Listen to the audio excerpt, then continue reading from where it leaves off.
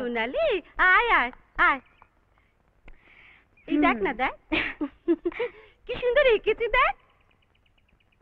বাহ সুন্দর, খুব সুন্দর হাতি এঁকেছে পিসিমণি। কি বললি তুই? আমি এত সুন্দর করে ময়ূর আঁকলাম আর তুই বললি হাতি? এটা ময়ূর পিসিমণি। আমাকে বলেছো বলেছো, আর কাউকে কিন্তু বলো না, নাহলে লোকে বলবে তোমার মাথা খারাপ হয়ে গেছে, তুমি পাগল হয়ে গেছো। কি বললি? কি বললি? আমি পাগল? দাঁড়া দাঁড়া, তুই দেখাচ্ছি মজা নেই, দাঁড়া দাঁড়া। দিদি ভাই লোকেটি আমায় বাঁচা, পিসিমণি আজ আবার খেপে গেছে।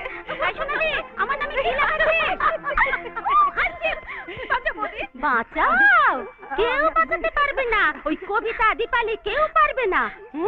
পিসিকে পাগল বলো? হ্যাঁ আমার ঘাট হয়েছে, ঘাট হয়েছে না? কান ধরে 100 বার ওঠবোস করো, তা নইলে তোমার ওই কান আমি টেনে ছেড়ে দেবো। হ্যাঁ তাহলে তো আমিও পিসি মশার মতো কালা হয়ে যাবো।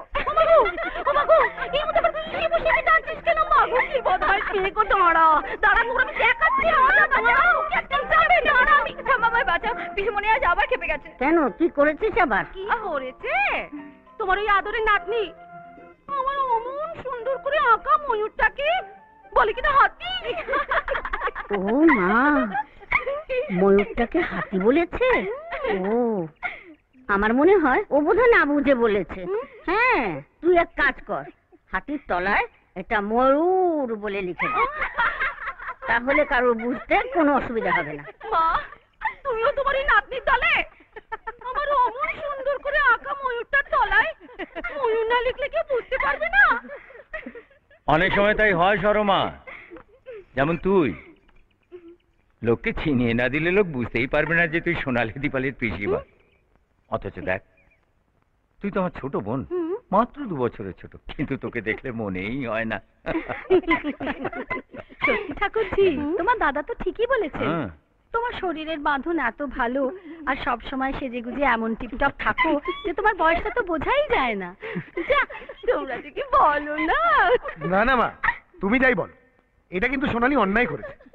ঠিক আছে, ময়ূর না নাই বুঝতে পারলো, তাই বলে হাতি? ঠিকই তো। অন্য কিছু বলতে পারলো না? শুধু কি তাই, আমাকে পাগল বলেছে। ছাগল? কোথায় ছাগল? আমি তো কিছুই দেখতে পাচ্ছি না। এই যে তোমার চোখের সামনে দাঁড়িয়ে আছে, আমি ছাগল, বুঝেছো? আমি তো জানি তুমি পাগল, সেটা আবার এত চেঁচিয়ে বলার কি আছে? রাগে অনুরাগে আজ আরো কাছে ডাকে।